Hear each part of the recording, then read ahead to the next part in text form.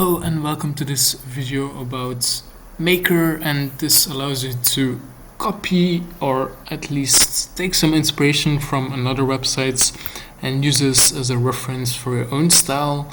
It's possible to clone a web page, but the ultimate goal is to take some inspiration from other websites and use this as a starting point for your own websites.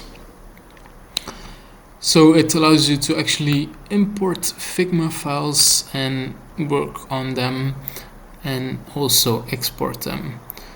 So I think it's a really cool tool for designers that want to experiment with different styles and different approaches and ideas and take the best ideas from multiple places and bring them together.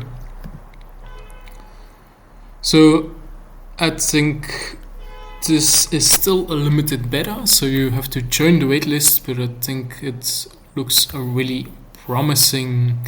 So that was a quick look at Maker. Thank you for watching, subscribe for more, and have a great day ahead. Thank you.